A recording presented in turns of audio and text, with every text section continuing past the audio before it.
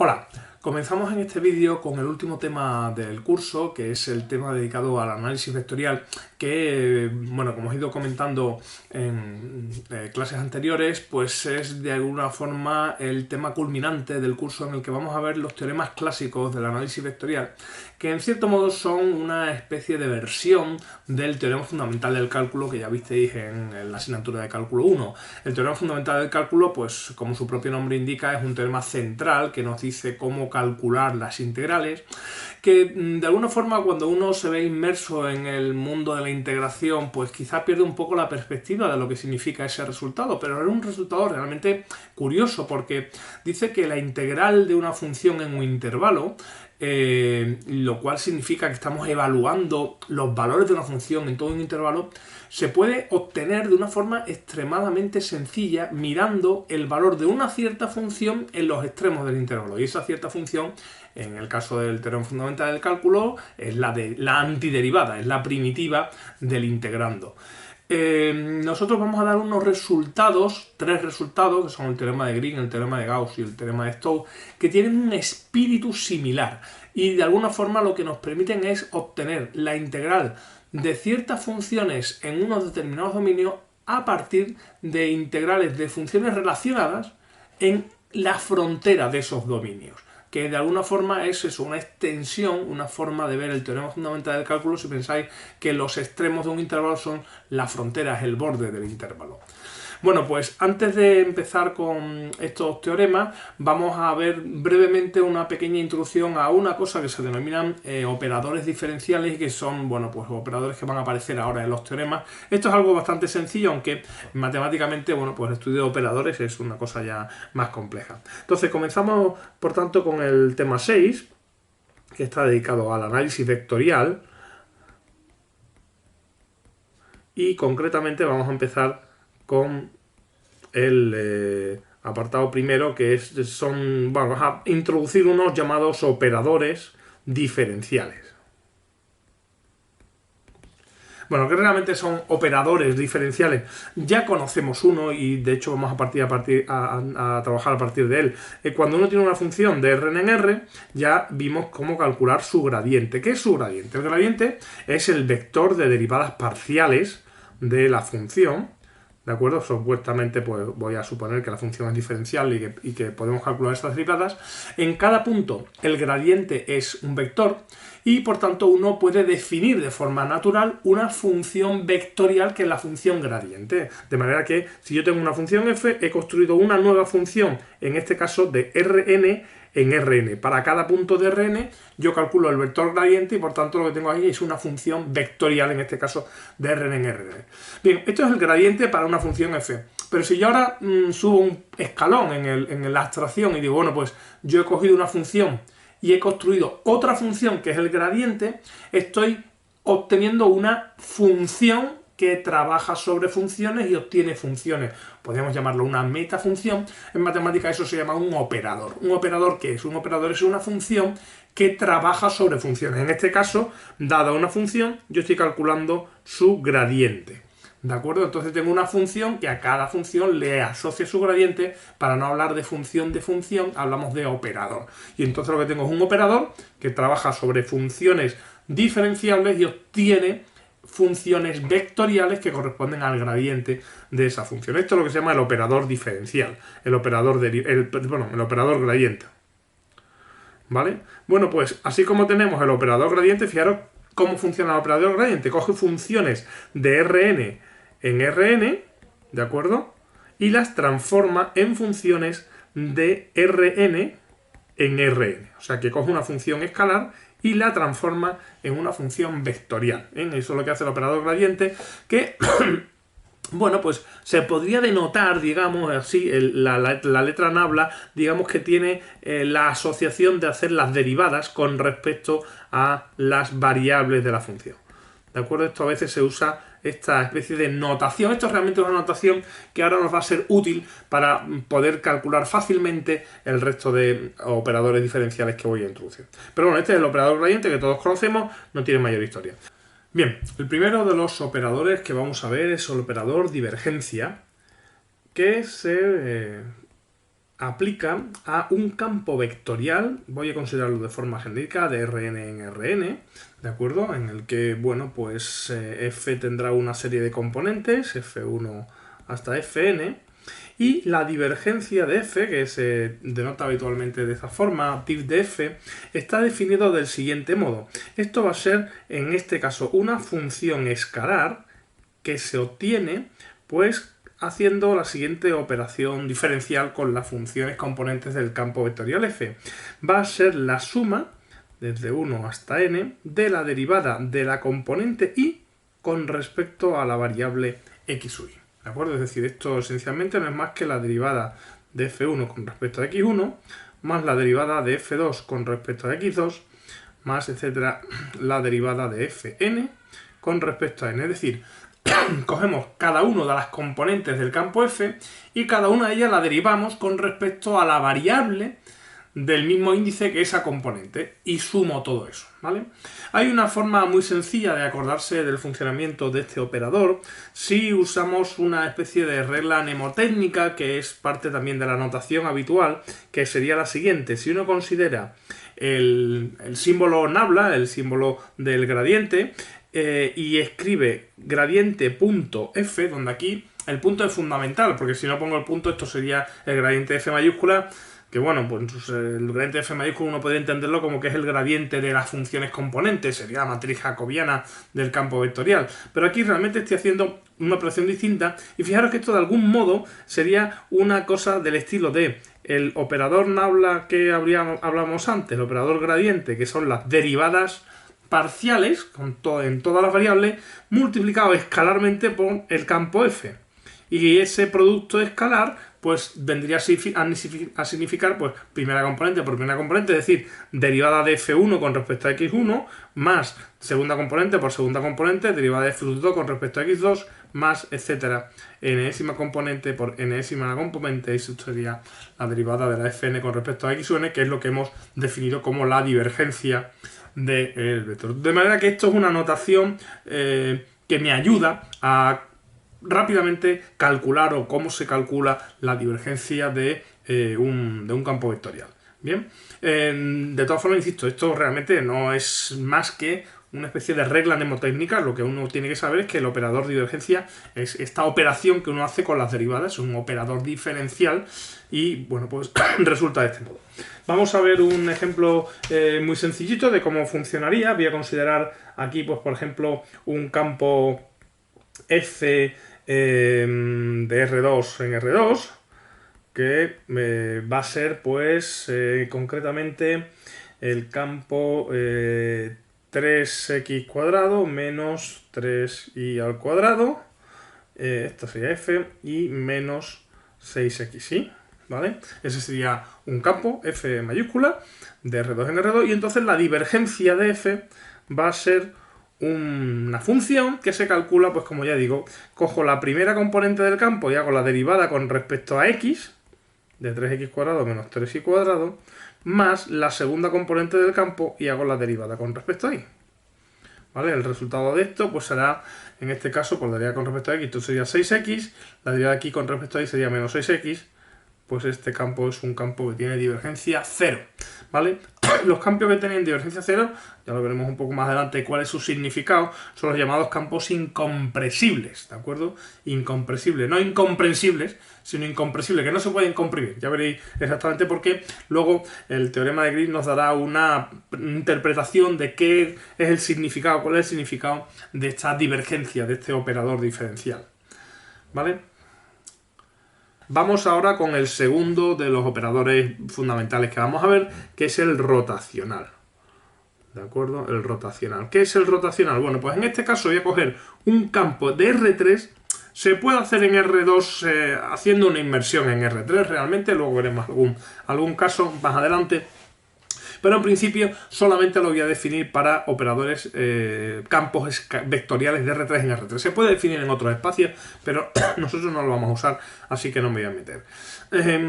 Bueno, pues a este campo vectorial, ¿de acuerdo? Este campo vectorial, pues recordar que un campo vectorial tiene tres componentes, F1, F2 y F3, donde cada una de esas componentes son funciones escalares, en este caso de R3, ¿vale? Bueno, pues a este campo vectorial le voy a asociar un nuevo campo vectorial un poquito más complicado, que es el llamado rotacional de f. Y el rotacional de f pues tiene la siguiente expresión, ¿de acuerdo? La primera componente es un campo que tiene como entrada la derivada de f con respecto a i de f sub 3 menos la derivada de f sub 2 con respecto a z, ¿vale? En la segunda aparece la derivada de f sub 1 con respecto a z menos la derivada de f sub 3 con respecto a x. Y en la tercera aparece la derivada de f sub 2 con respecto a x menos la derivada de f sub 1 con respecto a y. ¿Vale? Aparece ese campo vectorial, que ahora es un campo vectorial también de R3 en R3, es decir, el rotacional de un campo vectorial es un campo vectorial, ¿vale? Que se calcula, pues de esta forma un tanto compleja, ¿eh? Ahora veremos que en realidad, pues esto es algo que imagino que ya os sonará y que es muy fácil de reescribir, ¿de acuerdo? O al menos de tener claro cómo calcularlo de forma muy sencilla. Bueno, que simplemente eso, un nuevo operador. Son todos operadores diferenciales porque, lógicamente, estoy echando mano de operaciones de derivación, de diferenciación, en definitiva. Entonces, por eso se llaman operadores diferenciales. Bien, este rotacional, ya digo, así parece muy aparatoso, pero en realidad es muy fácil de obtener si uno sencillamente usa la notación alternativa, que es la siguiente. La notación alternativa es escribir el rotacional como el operador gradiente multiplicado vectorialmente por f. Y esto, fijaros que de alguna forma sería un determinante simbólico, como hemos venido haciendo cada vez que hacemos el producto vectorial, de el gradiente, ¿vale? Aquí el gradiente es este operador simbólico, derivadas parciales con respecto a todas las variables, como estoy hablando de R3, pues con respecto a x, y z, y aquí hasta aparecería el campo, es como si multiplicara, ¿vale? Repito que esto es una regla mnemotécnica, no es determinante, no tiene más que sentido de interpretarlo del siguiente modo. Si uno calcula este producto vectorial de esa cosa que hemos puesto ahí, ese gradiente, y f, las componentes de f, pues fijaros que la primera componente sería la derivada de f sub 3 con respecto a y menos la derivada de f sub 2 con respecto a z, que es justamente lo que hemos escrito, que es la primera componente del rotacional. En el segundo elemento aparecería derivada de f sub 3 con respecto a x menos derivada de f sub 1 con respecto a z con signo cambiado, ¿de acuerdo? Es decir, derivada de f sub 1 con respecto a z menos derivada de f sub 3 con respecto a x. Recordad que el signo es porque es un determinante y este adjunto es un elemento impar. Y en la tercera componente aparecería pues la derivada de f sub 2 con respecto a x menos la derivada de f sub 1 con respecto a y, que es justamente la tercera componente del rotacional. O sea que esta es una forma de saber cómo calcular el rotacional sin necesidad de aprenderse esto de memoria, que bueno, tampoco tiene mayor relevancia. ¿De acuerdo? Bueno, pues dado un campo vectorial, yo puedo asociar un nuevo campo vectorial, que en este caso es el rotacional de mi campo, construido de esta forma. ¿Vale? Vemos un ejemplito también, si queréis, de forma sencilla. Por ejemplo, si yo cojo aquí el campo f de x y z, que valga x por y 1, un campo vectorial de R3 en R3, aunque no aparece la z, pero da igual. ¿Cómo calcularíamos su rotacional? Bueno, pues su rotacional es simplemente, yo uso la regla mnemotécnica, aquí pongo las derivadas con respecto a x, con respecto a y con respecto a z, y aquí pongo x, y 1, y ahora voy calculando. La primera componente sería la derivada de 1 con respecto a y, que es 0, menos la derivada de x y con respecto a z, que también es 0, o sea, la primera componente del campo es 0. La segunda componente del campo sería derivada con respecto a x de 1 menos derivada con respecto a z de x, que también es 0. Y en la tercera componente aparecería derivada con respecto a x de x por y, que es y, menos la derivada con respecto a y de x, que es 0, pues aquí aparecería y, sencillamente. Y de esta forma tan sencilla, pues uno calcula el campo, esto es un nuevo campo, que es el rotacional del campo que tenemos. ¿De acuerdo? Bien, estos son los operadores diferenciales básicos que vamos a ver en este tema, pero el año que viene, y bueno, un operador clásico de los clásicos es el laplaciano, ¿de acuerdo? El laplaciano no lo vamos a usar en este tema, pero bueno, pues lo voy a introducir porque prácticamente es habitual introducirlo al mismo nivel que esto. El operador laplaciano también es del mismo modo, pues trabaja en este caso sobre una función de Rn en R, ¿de acuerdo? Y se calcula del siguiente modo. El laplaciano de f se denota así. No tiene una notación abreviada, sino que esto es la letra griega delta, ¿de acuerdo? La delta mayúscula. Este operador es sencillamente la suma, muy parecido a la divergencia, pero en lugar de usar las derivadas primeras, uso las derivadas segundas con respecto a las variables dos veces. Es decir, la derivada de f con respecto a x dos veces, más la derivada de f con respecto a y dos veces, es decir, las derivadas segundas en todas las variables de la función. ¿De acuerdo? Y bueno, hay una forma también mnemotécnica de escribir este operador como el gradiente al cuadrado, pero cuadrado.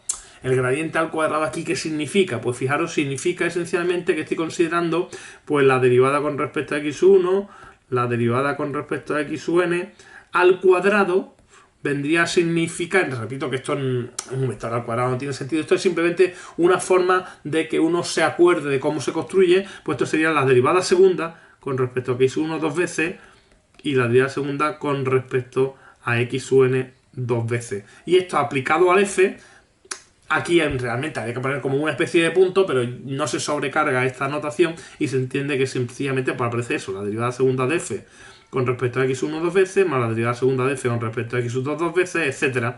Y esto sería pues justamente el operador de Laplace, ¿de acuerdo? Esa es una forma de verla más o menos sencilla. En realidad hay otra forma de verla mucho mejor, que es la siguiente, y es porque el laplaciano de f en realidad no es más que la divergencia del gradiente. Y esto sí que no es una regla mnemotécnica, sino esto es un hecho de que este operador y esta composición de operadores, el gradiente y luego la divergencia, me da justamente el laplaciano de f. Y luego hay un par de detalles interesantes que luego usaremos un poco más adelante, y es que resulta que la divergencia de un rotacional, bueno, aquí voy a usar divergencia y rotacional escritos así, es siempre cero. ¿De acuerdo? Eso os lo dejo a vosotros que lo comprobéis. Si cogéis un campo cualquiera, calculáis su rotacional y a continuación le calculáis su divergencia, eso es cero, siempre que el campo sea regular. Es decir, aquí voy a suponer que f, tanto f como f mayúscula son regulares. Regulares significa suficientemente diferenciables, no me voy a meter en detalles. Y luego hay otro hecho también bastante característico, y es que el rotacional de un gradiente también es cero. ¿De acuerdo? Y precisamente el hecho de que el rotacional de un gradiente sea cero, lo vamos a conectar con los campos conservativos, porque recordar que la forma de ver si un campo era o no conservativo, sin necesidad de buscar un potencial, era justamente comprobando algo de este estilo. ¿De acuerdo? Comprobando algo de este estilo. En concreto, lo único que hacía era comprobar que la derivada de f sub t con respecto a y era igual a la derivada de f sub 2 con respecto a z, que la derivada de f sub 1 con respecto a z es igual a la derivada de f sub 3 con respecto a x, y que la derivada de f sub 2 con respecto a x era igual a la derivada de f sub 1 con respecto a y. Esas tres igualdades calculadas sobre un campo f, si daban cero, es decir, si el rotacional era cero, entonces es porque el campo era un gradiente. Es decir, si el rotacional de un campo es cero, es porque el campo f es el gradiente de alguien. Recordad que para que esta implicación se tuviera cierta, es necesario que el campo esté bien definido y sea diferenciable en un conjunto que verifique una serie de características. Curiosidad de la conexidad que hablábamos en vídeos anteriores. Pero esencialmente, digamos, esta es la cuestión, ¿vale? Esta es la cuestión. Si los campos son regulares, esto se obtiene de forma directa. Y esta cuestión también la veremos un poquito más adelante. Cuando la divergencia de un campo es cero, vamos a ver que ese campo es un rotacional, pero bueno, ya llegaremos un poco más. Bueno, pues con esto hemos visto lo que necesitamos de operadores diferenciales, no me voy a meter más. Vamos a pasar a el primero de los teoremas clásicos del análisis vectorial, que es el denominado teorema de Green. ¿De acuerdo? Este es el llamado teorema de Green. ¿De qué va el teorema de Green? Bueno, pues el teorema de Green es, como vamos a ver, en el fondo, luego veremos que los tres teoremas que vamos a ver son casi el mismo, más o menos. Bueno, el teorema de Green es la versión del teorema de Gauss en el plano, o sea que básicamente es una primera versión del teorema. Es un poco más sencillo de ver, pues porque vamos a trabajar en el plano, no necesitamos el espacio, y esto pues siempre es algo más sencillo. Voy a comenzar enunciando directamente el teorema, de acuerdo, que dice lo siguiente. Voy a considerar D, sea D, una región del plano acotada. ¿De acuerdo? Una región del plano acotada. O sea que tengo una región de R2 acotada, recordad lo que significa, que no se me va a ir a infinito. ¿Vale? En el momento que yo tengo una región acotada, automáticamente su frontera, su borde, es una curva cerrada. Eso no lo voy a mostrar, pero es algo que intuitivamente es bastante claro. Entonces, sea C su frontera, que es una curva cerrada,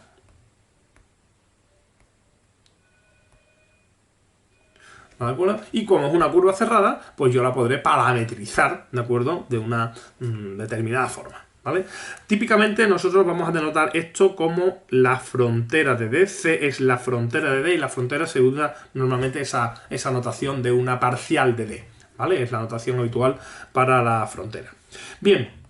Como esto es una curva y yo la voy a parametrizar, voy a darle una orientación. Y esto es clave en todo este tipo de teoremas, las orientaciones de los objetos con los que vamos a trabajar. Entonces voy a supongamos, que C está orientada en lo que voy a llamar el sentido positivo. Y el sentido positivo, ¿vale? Es el sentido positivo que habitualmente pensamos en la circunferencia unidad, en los ángulos de la circunferencia, cuando trazamos ángulos en una circunferencia. El sentido positivo es el sentido antihorario. Y eso esencialmente significa, ¿de acuerdo? El sentido positivo significa que recorremos la curva dejando la superficie que encierra a la izquierda.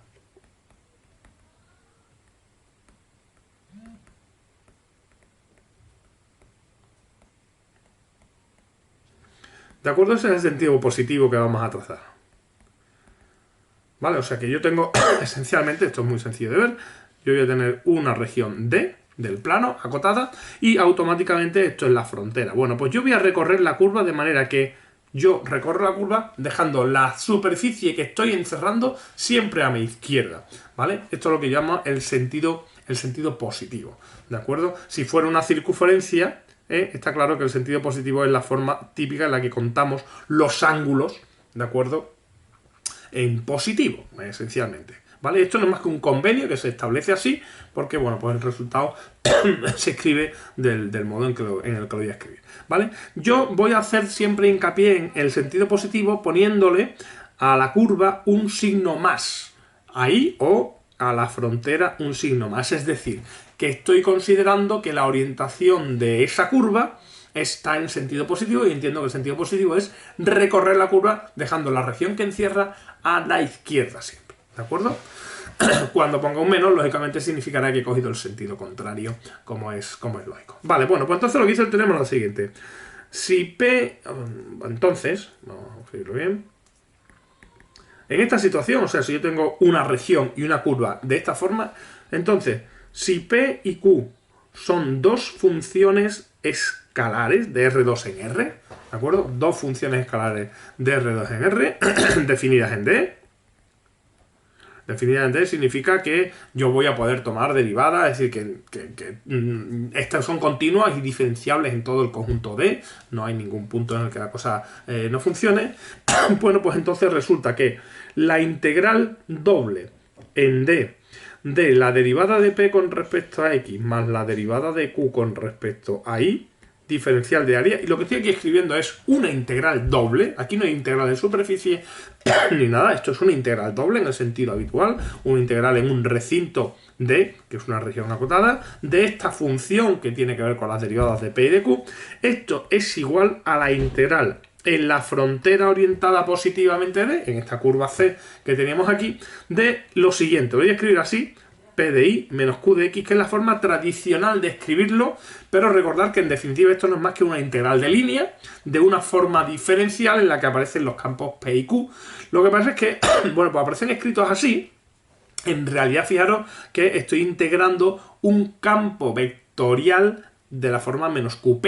O sea que realmente lo que me dice es que la integral de esto es la integral del campo vectorial menos QP en la curva frontera de la región D. Esto es lo que se conoce como la forma diferencial del teorema de Green. Luego veremos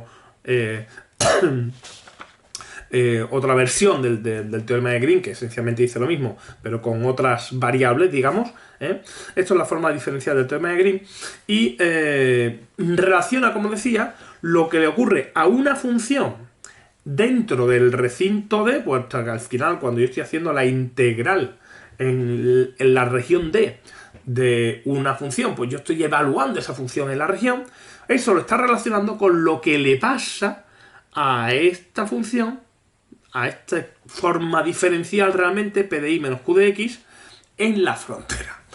Y de alguna forma, insisto, esto tiene que ver remotamente, aparentemente, con el teorema fundamental del cálculo, porque al final lo que hago es relacionar lo que le ocurre a una función en un dominio con lo que le ocurre a una función relacionada. Hay una relación tipo derivación, ¿de acuerdo?, en la frontera de ese dominio. ¿Vale? Eso es lo que dice el teorema de Green.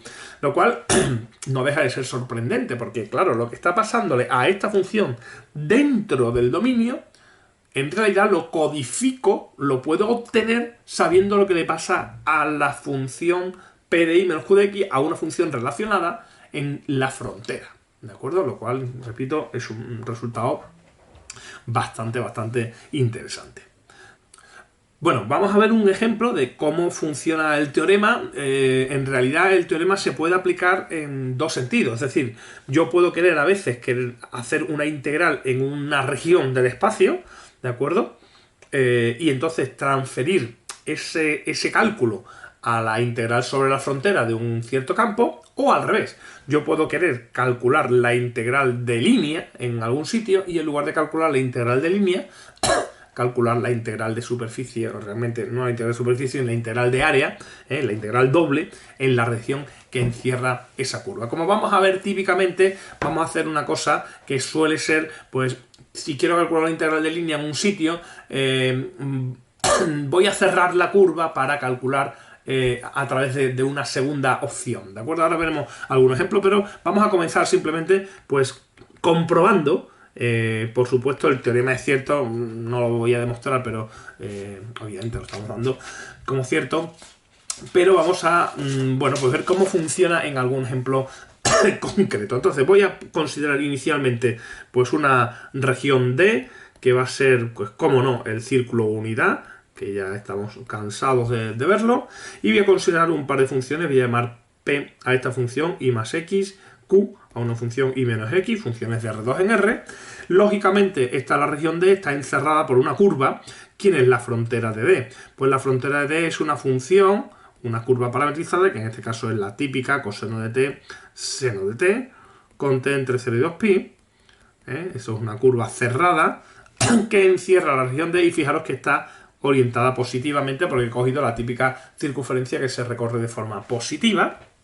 Por lo tanto, lo que dice el teorema de Green es que la integral en esta curva de P de I menos Q de X es igual a la integral doble en D de la derivada de P con respecto a X más la derivada de Q con respecto a Y como integral de área.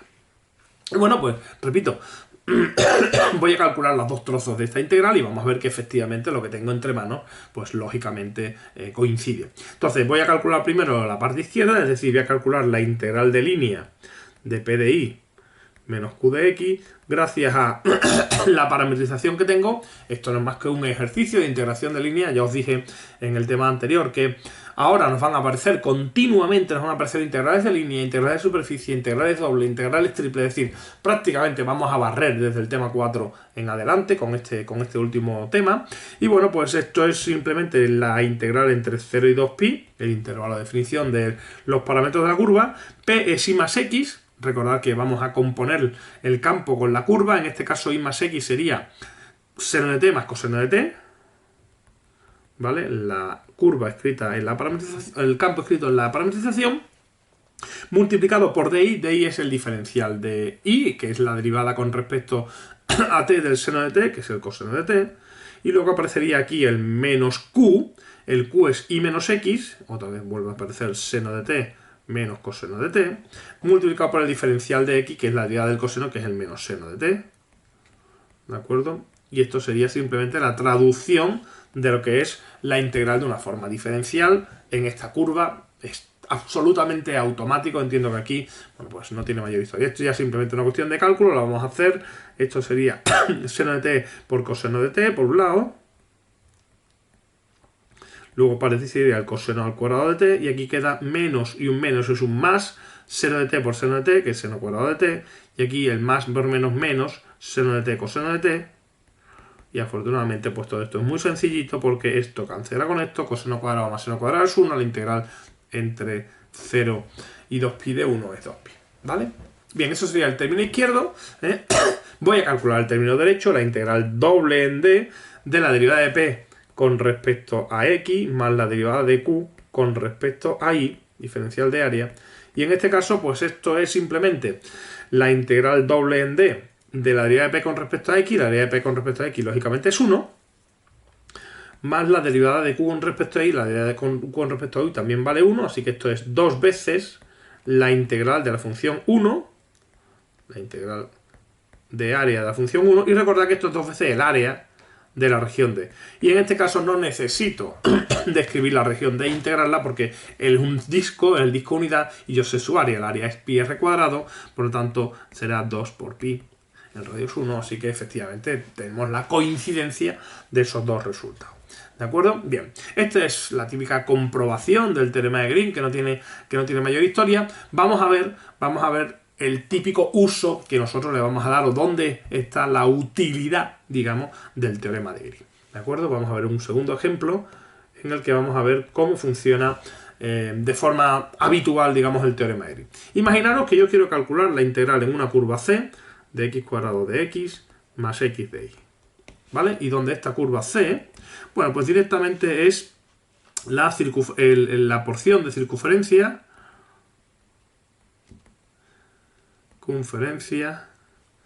unidad de frecuencia de radio 1, perdón, 1, desde el 0, 0 al 2, 0. ¿Vale? Esta es la circunferencia de radio 1 y centro 1, 0. ¿Vale? La voy a dibujar, que sería típicamente lo que tendríamos. Imaginaros que yo lo que quiero calcular es la integral de curva, la integral de línea, donde mi curva C, la voy a pintar en otro color para que quede claro que no son los ejes lo que tengo aquí, ¿vale? Mi curva C es este trozo de circunferencia, ¿de acuerdo? Desde el 0, 0 hasta el 2, 0, orientado de esa forma, ¿de acuerdo? Del 0, 0 al 2, 0. ¿Vale? Yo quiero calcular esa integral de línea por lo que sea. Este no es la cuestión de por qué quiero calcular esa integral de línea, es simplemente por lo que me piden. Bien, yo por supuesto puedo parametrizar la curva C y calcular la integral de línea de la curva C. Eso no tiene mayor historia que simplemente, pues parametrizar la curva y calcular. Pero, como hemos visto en muchas ocasiones, las integrales de línea a veces son cálculos más o menos tediosos. Yo voy a apañármelas para simplificar los cálculos, ¿vale? Entonces, me voy a complicar la vida para luego simplificármela. Voy a tratar de que los cálculos sean sencillos, pero voy a hacer una argucia, que es lo típico que vamos a hacer prácticamente en todo este tema. Y lo que vamos a hacer es, en este caso, aplicar el teorema de Green, ¿vale? Entonces, ¿cómo se aplica aquí el teorema de Green? Bien, el teorema de Green aquí no se puede aplicar. Eso para empezar. ¿Por qué? Pues porque no estoy a las condiciones del teorema de Green. El teorema de Green me habla de una región del plano encerrado por una curva. Y aquí lo único que tengo es una curva que ni siquiera es cerrada. ¿De acuerdo? Por lo tanto, aquí digamos que uno dice, ¿calcula esto mediante el teorema de Green? Lo primero que uno tiene que decir es decir, ¿cómo? Si el teorema de Green habla de otra cosa. Bueno, lo que vamos a hacer es forzar que aquí se pueda aplicar el teorema de Green. ¿Vale? ¿Cómo se fuerza esto? Bueno, pues de una forma muy natural. La idea es la siguiente. Voy a cerrar la curva. ¿Qué significa cerrar la curva? Bueno, pues yo tengo una curva aquí que está abierta, pues voy a terminarla de cerrar simplemente cogiendo un trozo de curva que me lleve desde el punto final al inicial y de esta forma cierro la curva. ¿Cómo cierro esta curva? Pues la puedo cerrar de infinidad de formas. Yo puedo coger aquí una curva y cerrarla por aquí, yo puedo cerrarla por aquí, yo puedo cerrarla por aquí. Todas esas son válidas, lógicamente, pero si uno fuera mínimamente coherente y busca simplicidad, voy a cerrarla de la forma más sencilla posible. Voy a cerrarla con el segmento, ¿de acuerdo?, que une el punto 2, 0 con el punto 0, 0. ¿Por qué? Pues porque sin duda alguna de todas las curvas que a mí se me pueden ocurrir, esta es la más sencilla de todas. ¿De acuerdo? En el momento en que yo considero esa curva, ya voy a llamar esa curva típicamente pues C barra, ¿vale? Con esa barra simplemente le doy una curva. Ahora tengo una curva C unión C barra, ¿de acuerdo? Es una curva cerrada, ¿vale? Es una curva cerrada. Y al ser una curva cerrada es la frontera de una región, es la frontera de D, donde ¿quién va a ser D ahora? Voy a seguir usando colorines. D va a ser ahora, pues, el semicírculo de centro 1, 0, radio 1 por encima del eje. ¿De acuerdo? Esta es la región plana D. Y a esta región plana D le voy a aplicar el teorema de Green. ¿De acuerdo? Ahora sí que tengo algo que tiene que ver con el teorema de Green. Tengo una región plana D y entonces la región plana D me dice que la integral en D de la derivada con respecto a X más la derivada con respecto a Y de P y de Q es igual a la integral en la frontera de mi región. ¿De acuerdo? O sea que es algo, digamos, de alguna forma más o menos natural, ¿vale? Bien, fijaros que esta región D que tengo aquí, si yo la estuviera orientando según nos dice el teorema de Green, lo primero que me di cuenta es que está mal orientada. ¿De acuerdo? Porque el teorema de Green me dice que para yo recorrer la región, la curva que rodea la región, lo tengo que hacer de manera que la región me quede siempre a la izquierda. Y lógicamente aquí, pues estoy moviéndome en este sentido, me está quedando justamente a la derecha. Por lo tanto, bueno, esto es tan sencillo como decir, esto es una curva cerrada, que es la frontera de mi región orientada negativamente. Y ya está. Simplemente tengo que tener eso en cuenta. Y ahora voy a poner en marcha el teorema de Green. Entonces, ¿quién es P y quién es Q? Claro, el teorema de Green me habla de la relación de la integral de línea de una cosa. Entonces, claro, la integral de línea de una cosa es esto, esta cosa, la que tiene que ser P y Q. Entonces, fijaros aquí quién es P. P es lo que multiplica a DI, o sea que P es X. Y Q es lo que multiplica a dx con signo cambiado. Así que Q es menos x al cuadrado. Yo entiendo que esto es algo bastante natural. A mí me han dado una forma diferencial, pero el teorema de Green me dice una forma diferencial de un aspecto muy concreto en el que tengo que identificar las componentes. ¿De acuerdo? Por lo tanto, mi P es x, mi Q es menos x al cuadrado. ¿Y eso qué significa? Bueno, pues esto es la derivada de P con respecto a x es 1 y la derivada de Q con respecto a y es 0. Por lo tanto, ¿qué dice el teorema de Green aplicado a esto? Pues el teorema de Green dice que la integral en la frontera positiva de P de I menos Q de X, ¿vale? Es igual a la integral en D doble de la derivada de P con respecto a X más la derivada de Q con respecto a Y. ¿De acuerdo? Eso es lo que me dice el teorema de Green. Bueno, pues fijaros, de todo esto ya sé cuánto vale esto, porque esto es justamente la integral doble en D de la función 1, y esto es el área de D. Y una vez más, tengo la ventaja de que aquí la región de integración D es un semicírculo de radio 1, ¿de acuerdo? Por lo tanto, su área lo conozco fácilmente. Esto será pi r cuadrado partido por 2, en este caso vale pi medios. ¿De acuerdo? El radio es 1, por tanto, esta parte ya la tengo. Y luego, por otra parte, fijaros que tengo esta integral de aquí. Entonces, claro, esta integral de aquí, ¿qué es? Esta integral de aquí es la integral en toda la curva que rodea mi región D. Pero claro, la integral en toda la curva que rodea mi región D es la integral en la parte de C más la integral en la parte de C barra. ¿De acuerdo? Por lo tanto, esta integral en la frontera positiva de P de I menos Q de X la puedo escribir como la integral en C unión C barra de P de I menos Q de X. ¿Vale? Donde esta C y unión C barra tienen que ser orientadas de forma positiva respecto de D. Pero fijaros que yo lo que quiero es calcular la integral en C en otra dirección. Como cuando yo aquí escriba la integral en C positiva, la integral en C barra positiva, estas no coinciden con la integral que yo tengo aquí, bueno, pues sencillamente voy a hacer el siguiente truco. Voy a meter un signo menos y decir que esto es la integral en C unión C barra de P de I menos Q de X, ¿vale? Donde C es la curva ahora orientada en el sentido correcto y C barra es el segmento que yo tengo aquí orientado en sentido desde el 2, 0. ¿De acuerdo? De manera que fijaros, como P de I menos Q de X es X cuadrado de X más X de Y, resulta que esto sale menos la integral en C de, ya lo voy a escribir, X cuadrado de X más X de Y, ¿de acuerdo? ¿Vale? Más la integral en C barra de X cuadrado de X más X de Y. ¿De acuerdo? El más viene simplemente de que la integral en dos trozos de curva, la integral en una curva más la integral en la otra curva. Donde, insisto, aquí el C barra, tal y como yo lo tengo escrito aquí, es el segmento que va del 2, 0, ¿vale? Esto es el segmento del 2,0 al 0,0. ¿Vale? Bueno, pues fijaros, esto es igual, gracias a esta igualdad, a 2pi. Perdón, a pi partido por 2. Bueno, pues ahora sencillamente lo que voy a hacer es despejar la integral que me interesa, que no la voy a calcular directamente y la voy a calcular a través de una integral más sencilla. De manera que, despejando ahí, me quedaría esto con signo menos, me lo paso al otro lado con signo más, o si queréis, el signo menos se lo paso al menos pi medio, y me quedaría que la integral en c de x cuadrado de x más x de y es igual a menos pi medios, ¿vale? Menos pi medio, aquí tendríamos un signo más que pasa al otro lado con signo menos la integral en c barra, de x cuadrado de x más x de y. ¿De acuerdo? Espero que este paso quede claro porque en realidad aquí es a donde queríamos llegar. Es decir, la historia está en que la integral que yo quiero calcular la voy a calcular a través de un cálculo previo vía el teorema de Green más la integral en una curva. ¿Y qué ventaja tiene hacer la integral de esta curva respecto de esta? Pues lógicamente que la curva C barra es muchísimo más sencilla que la curva C. Parametrizar la curva C barra es muy sencilla, ¿de acuerdo? Entonces, yo tengo aquí la curva C barra, cuya parametrización yo creo que es bastante evidente. ¿La curva C barra cuál es?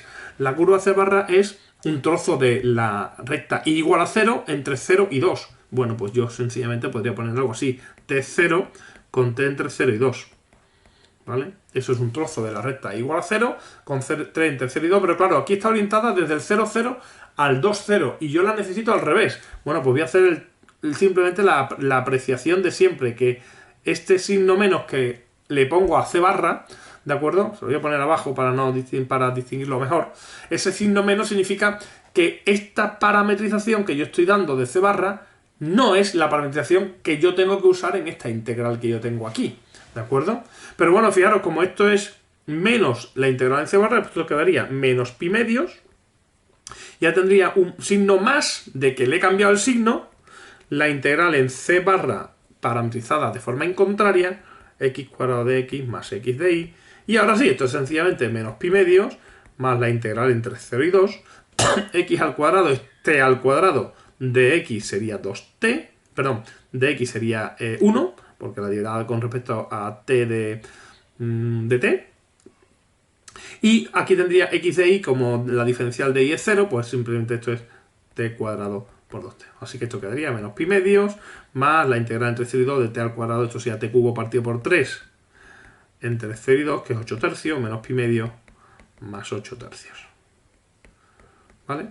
Bueno, pues de esta forma he calculado la integral que quería, donde fijaros que los cálculos efectivos de hacer integrales y demás, estos se han ido rápidamente, han sido mucho más sencillos, pero por otra parte he tenido que montar de esto de una forma un poco más peculiar, que es, como digo, cerrando la curva, aplicando el teorema de Green a esta región cerrada, y bueno, pues de esta forma sale. Aquí hay que tener un poco de cuidado con el tema de las orientaciones, esencialmente, pero entiendo que es una forma relativamente sencilla de llevar a cabo esto, ¿vale? Bueno, pues en el siguiente vídeo veremos más cosas sobre el teorema de Green. Hasta entonces.